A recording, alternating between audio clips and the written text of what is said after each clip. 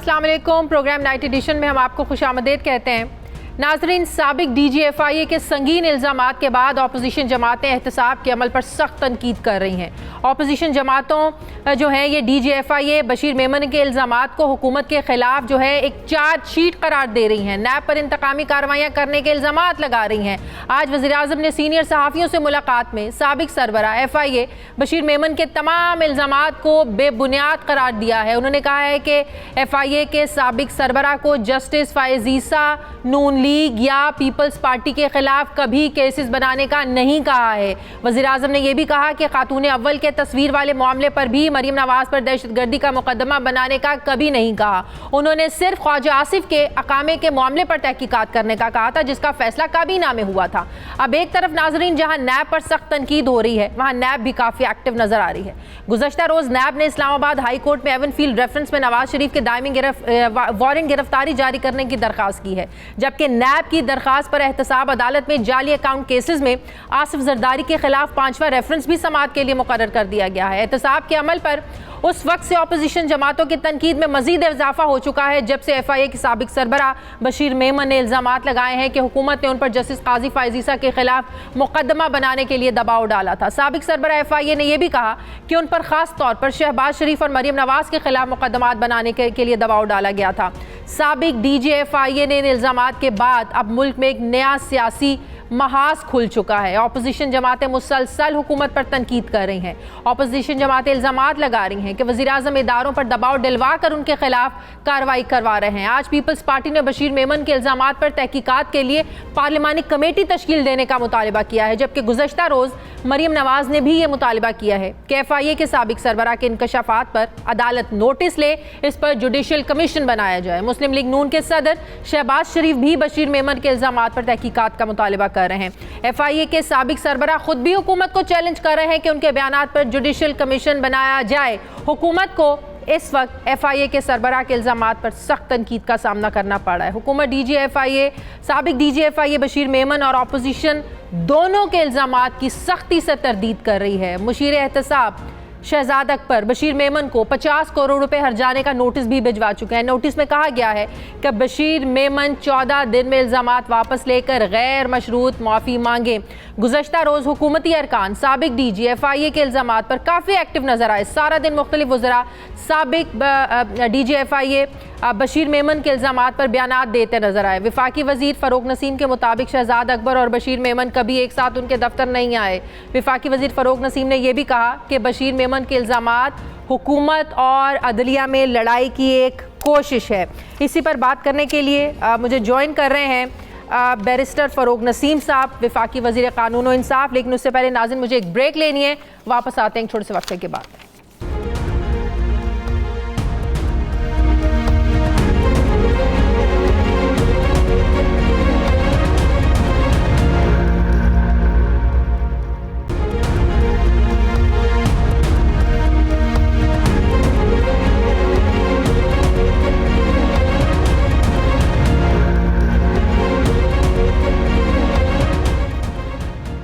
Break के बाद आपको खुशामदीद कहते हैं। वफाकी वज़ीर क़ानून व इंसाफ बैरिस्टर फ़ारूक नसीम साहब मुझे ज्वाइन कर रहे हैं। अस्सलाम वालेकुम, बहुत बहुत शुक्रिया फ़ारूक नसीम साहब।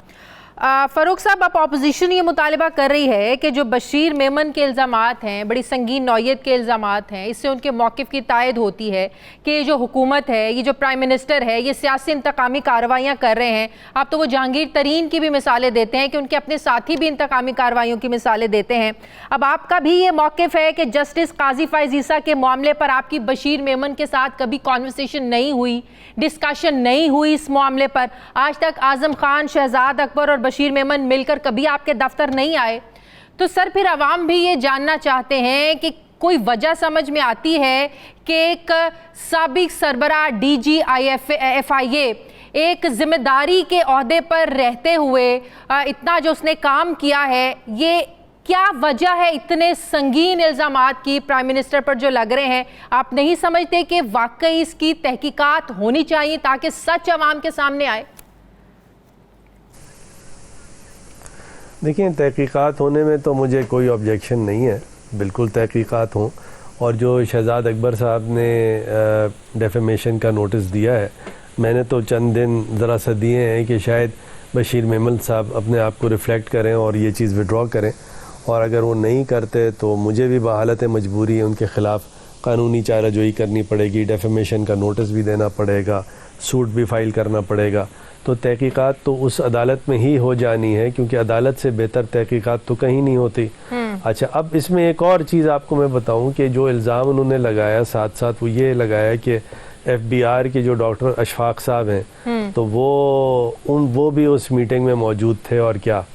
تو میں نے اشفاق صاحب سے آج ٹیلی فون پہ ان سے بات کی، اور میں نے یہ ان سے پوچھا کہ یہ آپ کبھی بشیر میمن صاحب سے ملے ہیں؟ تو انہوں نے مجھ سے کہا کہ جی میں 2 دفعہ ملا ہوں ان سے، اور ایک دفعہ تو یہ فیک اکاؤنٹ کیس کے سلسلے میں میری ان کی سپریم کورٹ میں ملاقات ہوئی، اور غالباً ایک آدھ دفعہ ان کی کوئی ملاقات بشیر میمن صاحب ایف بی آر گئے تھے، اور وتھ ریگارڈ ٹو یہ جو فیک اکاؤنٹ یا جو دوسرا کوئی اس طرح کا ایشو تھا اس کے لیے تھا۔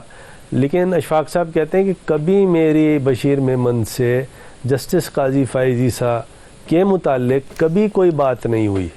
تو یہ سارا جھوٹ ہے، یہ خاص کر کسی نے اس کو پلانٹ کیا ہے۔ میں تو بار بار آپ کو کہتا ہوں کہ یہ آپ نے کل بھی ایک بات کری کہ ایگزیکٹو اور عدلیہ کو لڑانے کی سازش ہے، سر کون ہو سکتا ہے اس سازش کے پیچھے؟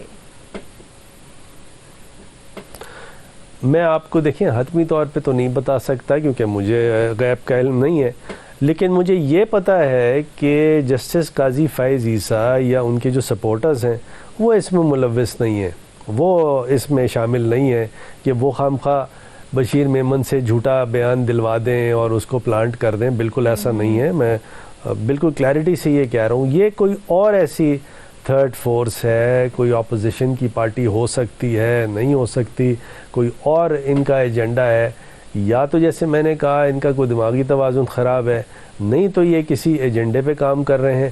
لیکن تھوڑا سا اس میں علمیے کی بات یہ ہے کہ کوئی آدمی سڑک پہ کھڑے ہو کے کوئی بات کر دے، کوئی ایویڈنس ہے، کوئی چیز موجود ہے، اچھا پھر ساتھ ساتھ آلدو یہ تو بالکل غلط ہی بنیادی طور پہ ساری بات غلط ہے، لیکن جو سول سرونٹ ہوتا ہے، یہ سول سرونٹ تھے، یہ سول سروس کی جو لاز ہیں اس کے بھی یہ زمرے میں آتے ہیں، وہ بھی کوئی انٹرنل ڈسکشن یا کوئی ایسی چیز وہ نہیں بیان کر سکتے، کیونکہ اگر وہ بیان کریں گے تو پھر ساتھ ساتھ اس کی بھی سول سروس لاز کے تحت ایک قانونی چارہ جوئی ہے، اس کے اندر سزا جزا ہے۔ تو یہ جو کچھ کر رہے ہیں یہ کسی کے ایما پہ کر رہے ہیں، کیوں کر رہے ہیں؟ تیار ہے فاروق نسیم صاحب، وہ کہتے ہیں اگر تحقیقات ہوتی ہیں، عدالت میں سارا معاملہ چلتا ہے تو میں ثبوت لے کر جاؤں گا، میں سب کچھ جو ہے نا وہ سب کچھ ثابت کروں گا، تو پھر کیا رہ جائے گا پیچھے؟ پھر تو اب آپ کو نوٹس بھیج دینا چاہیے، پھر آپ کو انتظار نہیں کرنا چاہیے۔ نہیں بالکل وہ ایسے ہی ہوگا، وہ بات بڑی سمپل ہے، ان سے ایویڈنس ہے پیش کر دیں، جس طرح وہ پیش ہوئے ہیں میڈیا میں آئے نا، خود آئے والنٹیرلی آئے، جیو نیوز کے پروگرام میں آ کے خود والنٹیرلی پیش ہوئے ہیں، اور انہوں نے خاص کر اس طرح پیش ہونا، اس طرح کا سٹیٹمنٹ دینا، ایک خاص ایک اس کی ٹائمنگ انہوں نے چوز کی کہ شارٹ آرڈر اناؤنس ہو چکا تھا، لانگ آرڈر کبھی بھی آ سکتا ہے، ایک خاص ٹائمنگ انہوں نے خود چوز کی، اور چوز کرنے کے بعد یہ سٹیٹمنٹ دیا۔ تو اس کے دیر از a method in the madness, ایسا نہیں ہے، یہ ایسا کسی کو کوئی بیوقوف نہیں سمجھے کہ دیر از سم تھنگ سم ویئر۔ کیا ہے اس پہ کوئی قیافہ کر رہے ہیں کہ کوئی ایسی بات نہیں ہے کہ one should lose one's night sleep on this, کوئی ایسی بات نہیں ہے۔ وہ جو ان کے پاس جو اگر کوئی چیز ہے، کوئی ایویڈنس ہے، تو کون ان سے کہہ رہا ہے کہ آپ ایویڈنس نہ دیں؟ کوئی چیز پیش تو کریں۔ تو صرف اگر 22 کروڑ کیا پوری دنیا میں بھی کوئی آدمی کچھ کہنے لگے جیسے عدالت لے کر جانا چاہیے، کوئی چھوٹی بات نہیں ہے، پرائم منسٹر کی انٹیگریٹی کا معاملہ ہے، ان کی ساکھ کا معاملہ ہے سر، تو آپ کو نہیں لگتا کہ حکومت کو اس پر پہل کرنی چاہیے؟ وہ کیسے پہل کرے؟ وہ اسی طرح پہل کرے گی کہ جو شہزاد اکبر نے اس کا طریقہ کیا ہے، ایک قانونی نوٹس دیا ہے، اس کو وہ عدالت میں لے کے جائیں گے. ساتھ ساتھ اگر یہ چیز وہ اسی طرح انسسٹ کرتے رہے تو میں بھی جاؤں گا، تو اسی طرح تو ہم عدالت لے کے جائیں گے. اور کیسے عدالت لے کے جائیں؟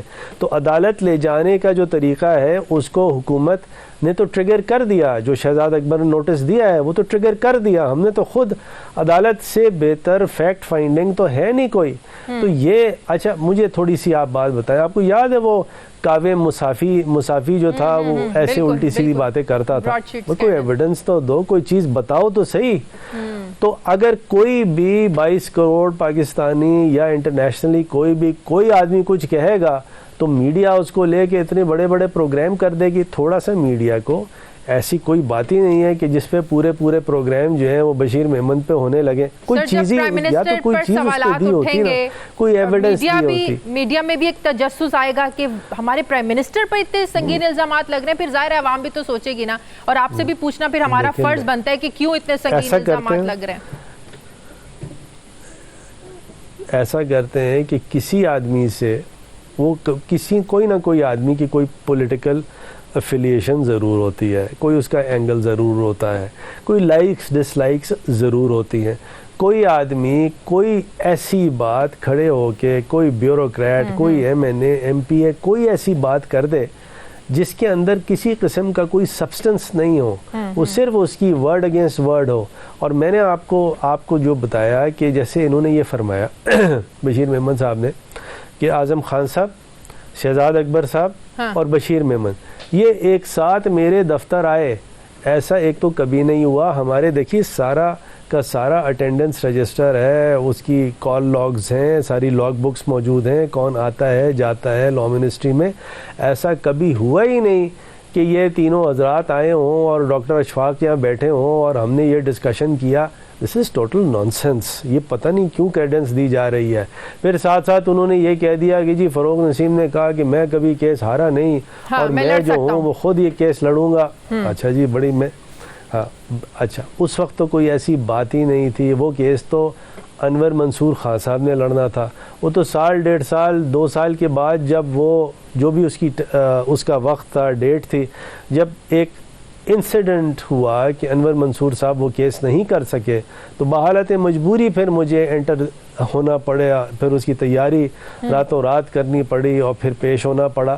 تو وہ بھی سارا غلط ہے. سر ایک چیز پوچھنا چاہتی ہوں کہ بیرون ملک اثاثوں کی چھان بین کا معاملہ ہو یا منی لانڈرنگ کے معاملات ہوں، ظاہر ہے FIA کی اتھارٹی میں تو آتا ہے کہ FIA بھی اس سارے معاملے کو دیکھے، بڑا ایک اہم رول ہوتا ہے. اور ظاہر ہے پھر جو ریفرنس تھا قاضی فائز عیسیٰ کے خلاف، ظاہر ہے وہ بھی حکومت کی طرف سے تھا. تو جو بشیر میمن تھے اس وقت DG FIA تھے، سربراہ تھے. تو کیا یہ سمجھا جائے کہ ان کو لوپ میں لیے بغیر سارے معاملے کی تحقیقات بھی ہوئیں؟ جو سرینہ عیسیٰ کے وہ ایسٹس کا معاملہ تھا، لنڈن کی جائیدادوں کا معاملہ، مطلب کہ ان کو لوپ میں نہیں لیا گیا، ان سے کبھی کوئی سرے سے ڈسکشن ہوئی نہیں، ایون دو کہ یہ سربراہ تھے، DG FIA تھے اس وقت. میں گزارش کروں نا 2 3 4 آپ کے سوالات ہیں اسی سوال میں، اور میں اس کو 1 by 1 کوشش کرتا ہوں جواب دینے کی. پہلی بات تو یہ کہ کیا کبھی عمران خان صاحب نے، شہزاد اکبر صاحب نے، اعظم خان صاحب نے یا میں نے بشیر میمن صاحب سے یہ کہا ہو کہ جسٹس قاضی فائز عیسیٰ کہ آپ جا کے یہ انکوائری کریں یا نہیں کریں؟ تو پہلی تو ایک تو یہ بنیادی طور پہ غلط بات ہے، نمبر 1. نمبر 2، جسٹس قاضی فائز عیسیٰ کا جو سارا کیس تھا وہ سارا کا سارا اب ریکارڈ کا حصہ ہے. ہم نے تو یہ کبھی کہا ہی نہیں کہ کوئی انویسٹیگیشن اس طرح ہوئی یا کوئی انکوائری ایسے ہوئی. وہ تو ایسٹ ریکوری یونٹ کے پاس ایک کمپلینٹ آئی ایک جرنلسٹ کی. اچھا اب وہ سارا کا سارا سچویشن کیا ہے؟ وہ سچویشن یہ ہے کہ یہ باقاعدہ سپریم کورٹ کے سامنے یہ ڈیٹا سارا رکھا کہ یہ پبلک ریکارڈ کا حصہ ہے، یہ پبلک انفارمیشن ہے.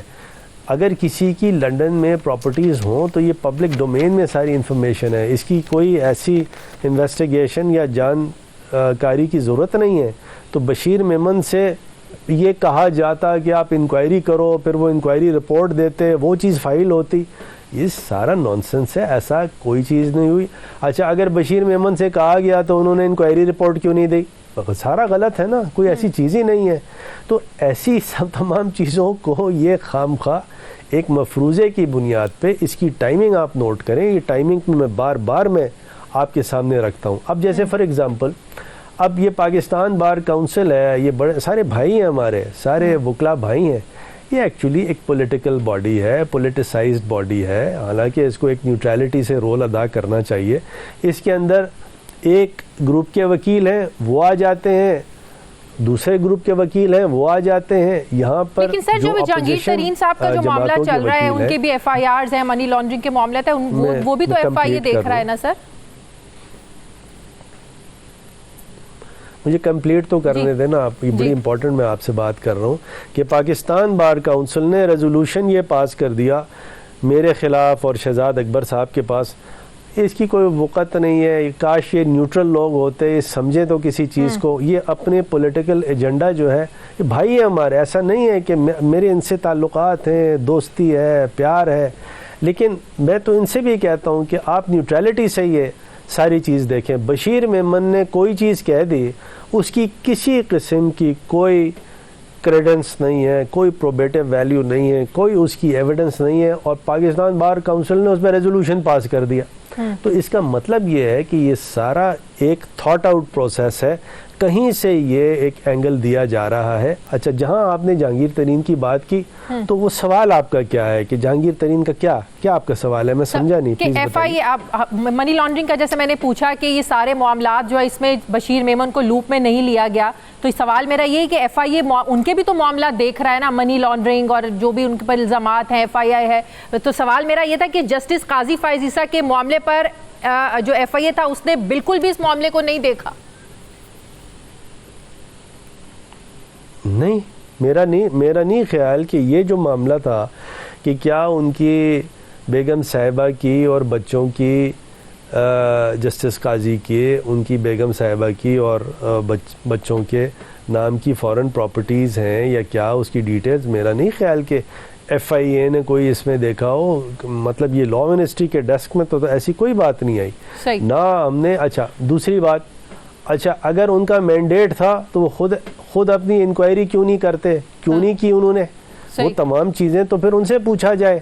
تو اگر تو واقعی ایسا ان کا مینڈیٹ تھا اور ان کو کرنا چاہیے تھا تو کیوں نہیں کیا, ان کو کیا ضرورت تھی کہ لا منسٹر اور شہزاد اکبر اور پرائم منسٹر اور پرنسپل سیکرٹری ان سے کیا ہے. تو یہ سارا کا سارا مفروضہ ہے, ایسی کوئی بات جب ہوئی نہیں اس کو خام خواہ.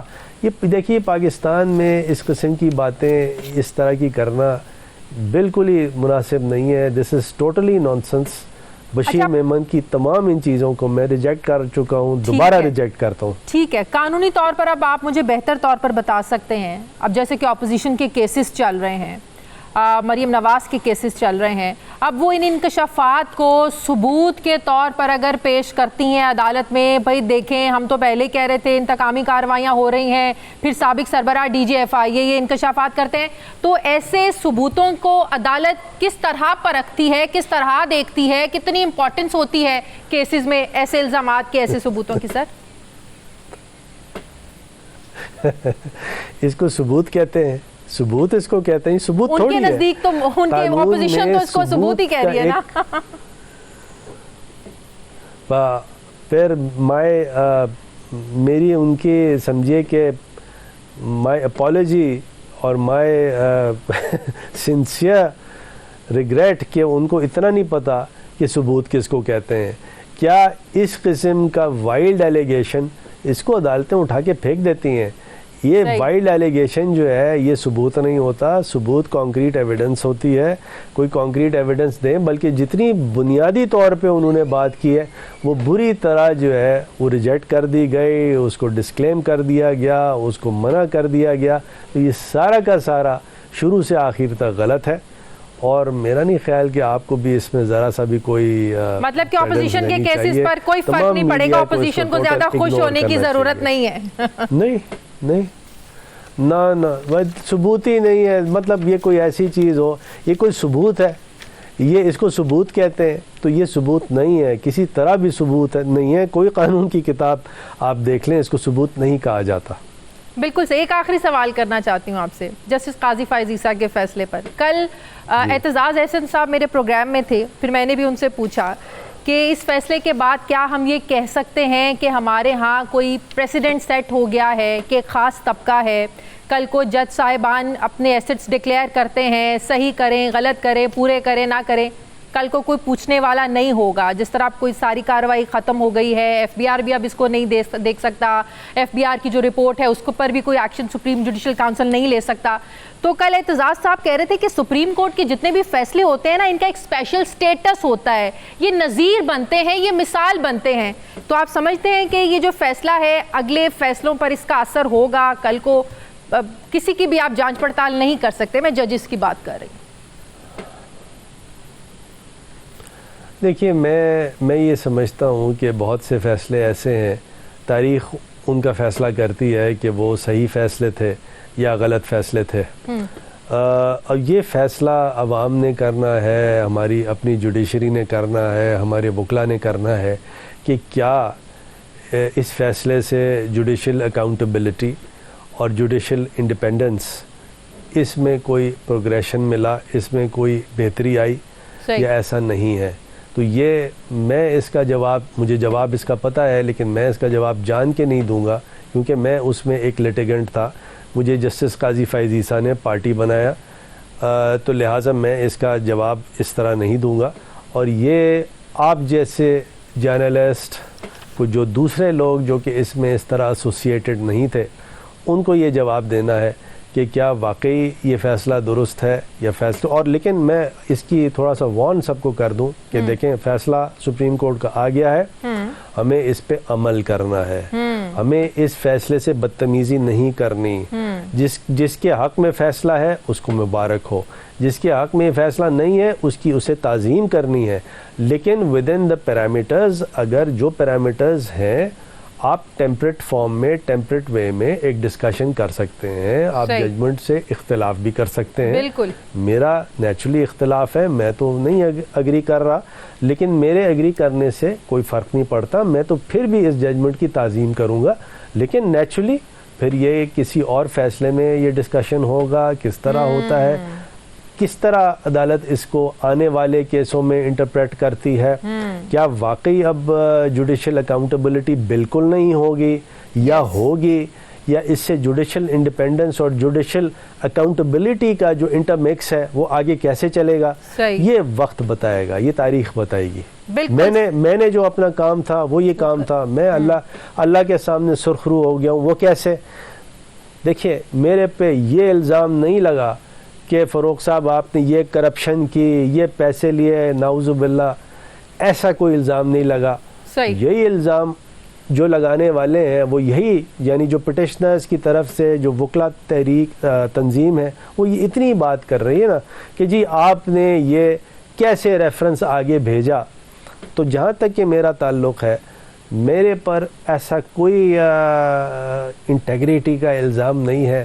میرے پہ جو بھی یہ الزام ہے میں نے اپنا کام کر دیا. میرا کام یہ تھا کہ یہ انفارمیشن میں سپریم جوڈیشل کاؤنسل تک بھیجوں. نہ میں اس میں انٹرسٹڈ تھا کہ جسٹس قاضی فائز عیسیٰ جو ہیں اس میں کنوکٹ ہوں یا اکوٹ ہوں, یہ میرا کام نہیں تھا. اور نہ اس سے پہلے بھی آپ کو پتا ہے کتنی دفعہ میں نے کہا کہ یہ مبارکباد دینے کا یا نہ دینے کا کیس نہیں ہے, یہ ہار جیت کا کیس نہیں ہے. سو آئی وش ہم لک, آئی وش justice Qazi Faez Isa and his family لک. اللہ کی ذات اس کو ہمیں اس بھوچال کو آگے آرام سے لے جانے کی کوشش کرے. صحیح, تھینک یو ویری مچ, بہت شکریہ. وفاقی وزیر قانون و انصاف بیرسٹر فاروق نسیم صاحب میرے ساتھ تھے. ناظرین مجھے پروگرام میں ایک بریک لینی ہے, واپس آتے ہیں ایک چھوٹے سے وقفے کے بعد.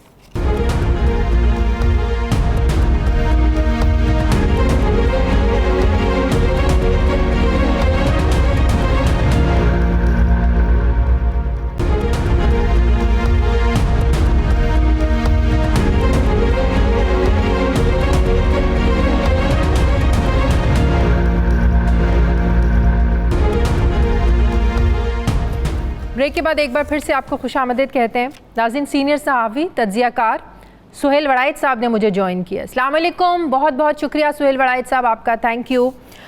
سہیل وڑائچ صاحب, بشیر میمن کے انکشافات کو لے کر جو چرچا ہو رہی ہے, जो एक शोर मचाया जा रहा है कि हुकूमत जो है वो सियासी इंतकामी कार्रवाइयाँ कर रही है। आपको पता है कि अपोजिशन का तो ये मुद्दा शुरू से ही है कि जो हुकूमत है सियासी इंतकामी कार्रवाइयाँ करती है, मेरिट पर केसेस नहीं बनते हैं।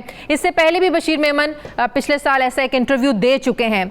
लेकिन बात अब सिर्फ अपोजिशन की नहीं है, ये साबिक DGFIA इल्ज़ामात लगा रहे हैं, फिर जहांगीर तरीन इनके देरीना करीबी साथी दोस्त ने भी ये इल्ज़ामात लगाए हैं कि इंतकामी कार्रवाई हो रही है। आपको क्या लगता है कितना हुकूमत की साख को इससे नुकसान पहुंच सकता है आने वाले इंतखाबात में भी, और दुनिया को क्या मैसेज जा रहा है? एक नेशनल टीवी चैनल पर आकर साबिक सरबराह DGFIA आकर प्राइम मिनिस्टर पर इतने बड़ी एलिगेशंस लगाते हैं कि आपका जो प्राइम मिनिस्टर है वो सियासी इंतकामी कार्रवाइयां करता है। क्या मैसेज जा रहा है सर दुनिया को? शाजिया, जो बशीर मेमन साहब हैं, इनका अगर कैरियर देखा जाए तो ये इस तरह के सियासी जो तनाज़ात हैं उनकी जद में रहे हैं, और पहले भी इनकी जो शोहरत थी ये peoples party anti peoples party के हवाले से इनकी शोहरत थी, और उस वक्त भी इनके बारे में ये कहा जाता था कि वो किसी की सुनते नहीं हैं, अपनी मर्ज़ी करते हैं। और अब भी इनके जो एतराफ़ात सामने आए हैं, जो इन्होंने इल्ज़ामात लगाए हैं, ये तकरीबन उसी तरह की उनकी पर्सनैलिटी ज़ाहिर करते हैं कि जिससे ये लगता है कि वो किसी की सुनते नहीं हैं, और उन्होंने उस वक्त भी प्राइम मिनिस्टर की नहीं सुनी और वो अपनी मर्ज़ी करते हैं। और इससे ये भी ज़ाहिर होता है कि प्राइम मिनिस्टर या हमारी हुकूमत किस तरह सोचती है, और बजाय इससे कि वो जमहूरी अंदाज में सोचे, वो इंसाफ और अदालत की बात करे, इसकी बजाय वो इंतकाम और दूसरों को अंदर करने की बात करते रहे, जो कि ज़ाहिर है मुनासिब नहीं, और इसका तासुर ना सिर्फ सियासत पर बुरा पड़ा है बल्कि आइंदा जो मंजरनामा है उस पर भी बुरा पड़ा है। कल को जब इमरान खान इक़्तिदार में नहीं होंगे तो फिर यही हथकंडे उनके खिलाफ भी इस्तेमाल होंगे, और फिर लोग ये कहेंगे कि ये खुद भी तो यही करते रहे हैं। तो आपको ये लग रहा है कि कोई ग्रज में आकर नहीं कर रहे हैं? जो हुकूमत कह रही है कि इन्हें प्लांट किया गया है, वो मामला नहीं है। जिस तरह आप भी उनकी पर्सनालिटी के बारे में बता रहे हैं कि वो किसी की सुनते नहीं, और शायद उन्होंने प्राइम मिनिस्टर इमरान खान की भी नहीं सुनी जो उनको कहा गया। तो आपको लगता है कि ये सब कुछ ठीक है, बातें जो कर रहे हैं, प्लांट नहीं किया गया है, वो हकीकत से पर्दा उठा रहे हैं? लेकिन इसके बाद फिर एक और सवाल पैदा होता है ना सर, कि जब आप अपनी सीट पर होते हैं, जब आप उस इदारे के सरबराह थे, तब फिर आपने ये जुर्रत क्यों नहीं की कि आपको एक गैर कानूनी काम करने के लिए कहा जा रहा है और आप नहीं कर रहे हैं? फिर तो उस वक्त आवाज उठानी चाहिए थी ना।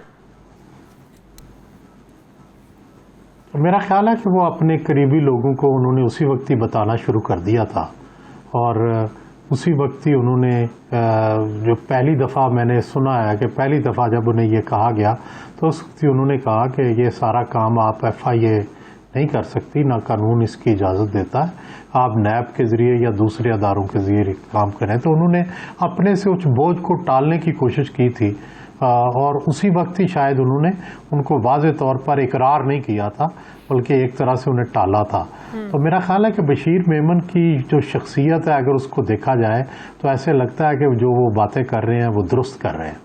तो अपोजिशन के मौक़िफ़ को भी आप समझते हैं इससे मज़ीद तक़वियत मिलती है? और फिर सबसे बढ़कर जब इमरान खान ये कहते थे कि मैं इन्हें छोड़ूंगा नहीं, मैं इन्हें रुलाऊंगा, तो वज़ीर-ए-आज़म के वो बयानात देख लें, फिर अपोजिशन के इल्ज़ामात देख लें, फिर जहांगीर तरीन की जो मैंने बात की, तो आपको लगता है इससे ज़्यादा वज़न पैदा होता है बशीर मेमन के इल्ज़ामात में? जी देखें, तो ये तो दुरुस्त है कि खान साहब खुद भी कहते रहे हैं मैं नहीं छोड़ूंगा, उनका अमल भी रहा, और उन्होंने सबको जेल भेजा भी। सवाल तो अब अगला है, अब ये मामला तो ख़त्म हो गया, अब इससे जो लोग गुजरा, सवाल ये है कि इसका मकाफात अमल क्या होगा। क्या ये जो वो करते रहे हैं, क्या बस ये दीवार से मिट जाएगा, या ये दीवार के ऊपर लिखा रहेगा कि जनाब ये आपने किया था और अब इसका मकाफात अमल ये है। अब तो मकाफात अमल की तरफ हम बढ़ रहे हैं। मेरा ख्याल है जो अमल था वो तो गुजर चुका या गुजर रहा है, हम उस दौर से गुजर रहे हैं जब तक इनकी हुकूमत है, लेकिन मकाफात अमल इनको देखना पड़ेगा। जिसने भी ऐसा किया है माजी में, हमने देखा कि उसको भुगतना पड़ा है, तो खुदा ना करे खान साहब को भी ये भुगतना पड़े। تو سہیل وڑائچ صاحب ابھی تک تو صرف الزامات ہی ہیں نا، اور حکومت کا آپ سمجھتے ہیں کہ صرف زبانی کلامی آ کر تردید کر دینا ٹیلی ویژن پروگرامز کے ذریعے کافی نہیں ہے، باقاعدہ اس کی انویسٹیگیشن ہونی چاہیے اس سارے معاملے کی، اتنا آسان اور سیدھا معاملہ نہیں ہے یہ؟ بالکل ہونی چاہیے، اور میرا خیال ہے ابھی نہیں ہوگی. جب کوئی حکومت میں ہوتا ہے تو اس وقت تو ایسے الزامات لگتے ہیں، لوگ سنتے ہیں اور ان کو بھلا دیتے ہیں. لیکن اصل بات ہے کہ جو قومی یادداشت ہوتی ہے یا ملکی یادداشت ہوتی ہے، جو میموری ہوتی ہے، نیشنل میموری، اس کے اندر یہ چیزیں رجسٹر ہوتی رہتی ہیں، اور پھر جب موقع آتا ہے سال بعد 2 سال بعد، پھر وہ میموری سے وہ چیزیں نکلتی ہیں اور پھر ان کا احتساب ہوتا ہے.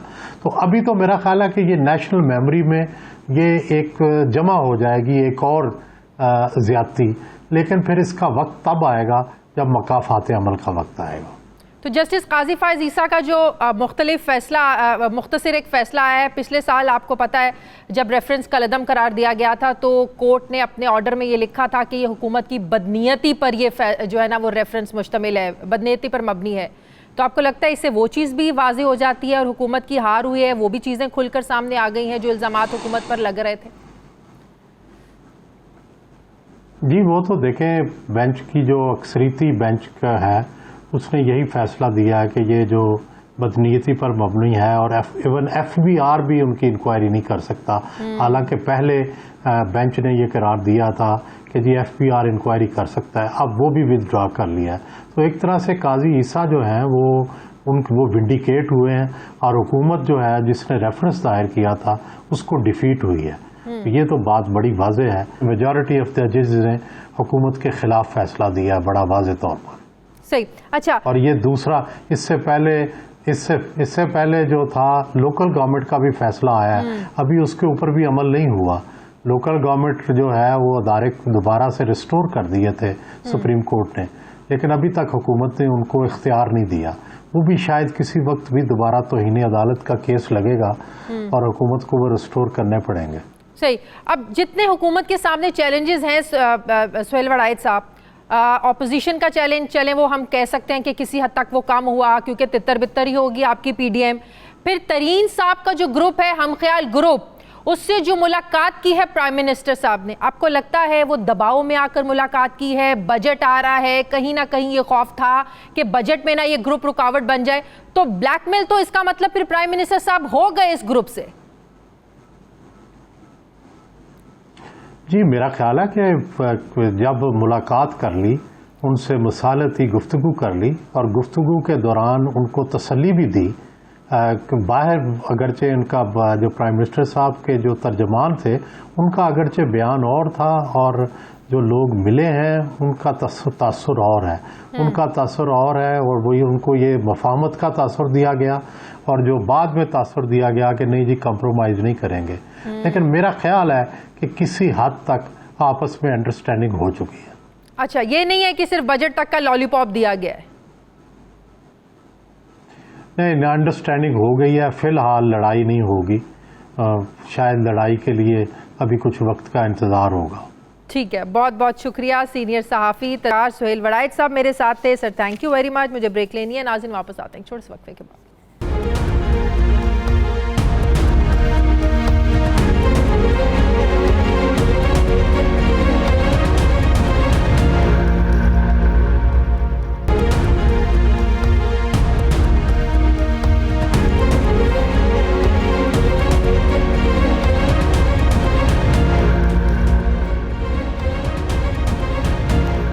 بریک کے بعد ایک بار پھر سے آپ کو خوش آمدید کہتے ہیں. ناظرین، کراچی کے حلقہ NA 249 میں اب ووٹنگ کی گنتی کا عمل جاری ہے. NA 249 کی سیٹ فیصل واؤڈا کے سینیٹر بننے کے بعد خالی ہوئی تھی. آج اس سیٹ پر تحریک انصاف کے امجد اقبال آفریدی، مسلم لیگ نون کے مفتاح اسماعیل، پاکستان پیپلز پارٹی کے قادر خان مندوخیل اور پاک سرزمین پارٹی کے مصطفیٰ کمال یہ مد مقابل ہیں. سندھ حکومت نے آج حلقہ NA 249 میں عام تعطیل کا اعلان کیا ہوا تھا. مجموعی طور پر ووٹنگ کا جو سارا دن تھا، عمل تھا، سارا پروسیس پرامن رہا. ذرائع کے مطابق دوران انتخابات کچھ مقامات پر انتخابی ضابطۂ اخلاق کی خلاف ورزی بھی دیکھنے میں آئی.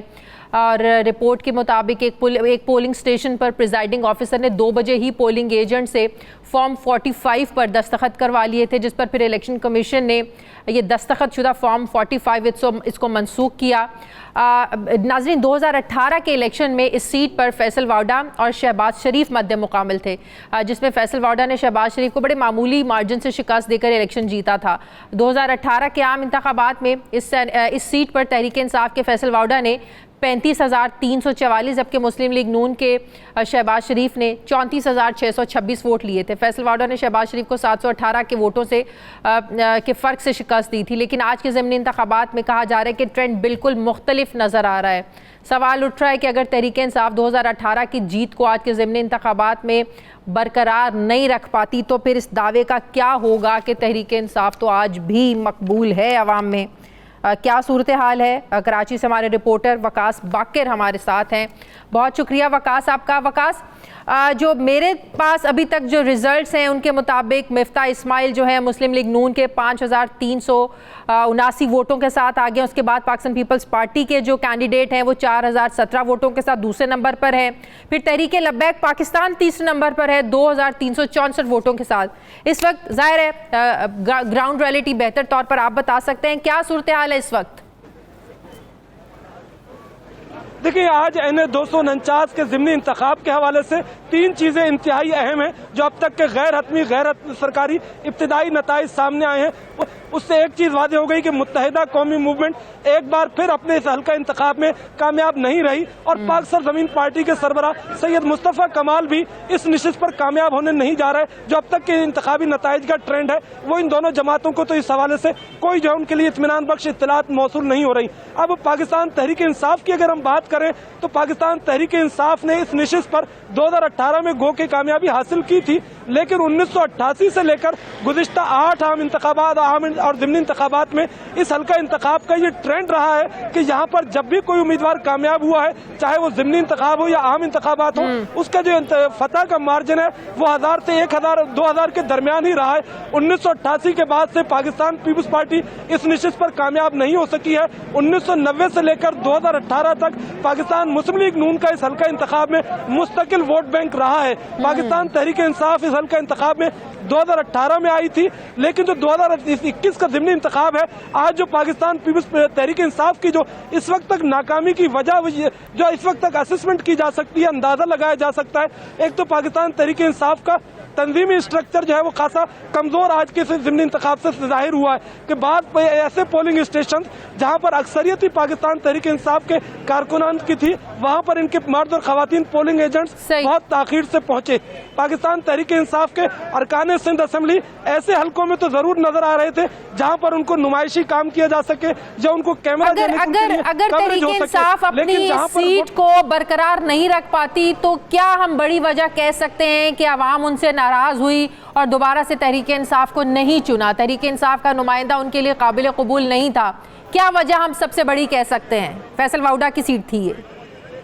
دیکھیں NA 249 کے جو ووٹرز کی آپ رائے عامہ کو اگر دیکھیں گے تو صرف ایسا نہیں ہے کہ پاکستان تحریک انصاف کی مجموعی پالیسیوں سے جو وفاقی حکومت کی پالیسی ہیں پورا ملک نالا ہے اور عام آدمی سے لے کر خواص تک ان پر ناراضگی کا اظہار کرتے ہیں، لیکن NA 249 کے جو ہم نے ضمنی انتخاب میں ووٹرز کی رائے عامہ کا جو اندازہ لگایا تھا وہ قدر مختلف تھا، اور یہاں پر جو عوام کی اور ووٹرز کی رائے تھی کہ اگر پاکستان تحریک انصاف بہتر انداز میں کام کرتی اور صرف نمائشی دورے وفاقی وزراء کے کرانا یا شہریار آفریدی اور امجد نیازی کو میاں والی اور کوہاٹ سے بلا کر لانے کے بجائے متحرک انداز میں اگر مہم چلاتی اور مضبوط انداز میں کام کرتی اور اتحاد و یگانگت کے ساتھ کرتی تو جیت جاتی۔ یہاں کے عوام سمجھتے تھے کہ عمران خان کا جو ویژن ہے، جو ان کا جو یہاں کراچی کے لیے جو ان کا ویژن ہے وہ کامیاب ہو سکتا ہے، اور جو اس حوالے سے جو پروپیگنڈا ہے وہ اس کو پروپیگنڈا سمجھتے تھے، لیکن پاکستان تحریک انصاف کی مرکزی قیادت سے لے کر صوبائی قیادت تک انہوں نے اس چیز کو یہاں پر وہ نہیں لیا۔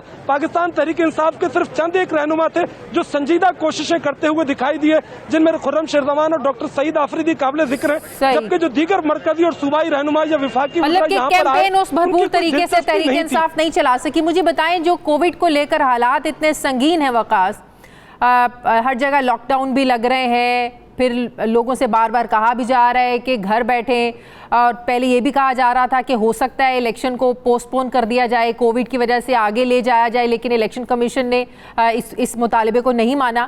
لوگوں کا ٹرینڈ کیا رہا؟ کتنی تعداد میں لوگ نکلے؟ کوئی لوگوں میں اس وجہ سے بھی کوئی خوف نظر آیا، یا آپ کہہ سکتے ہیں کہ اگر لوگ کم تعداد میں نکلے تو کووڈ کے خوف نے لوگوں کو گھروں سے نکلنے نہیں دیا؟ کیسا بھی کچھ تھا؟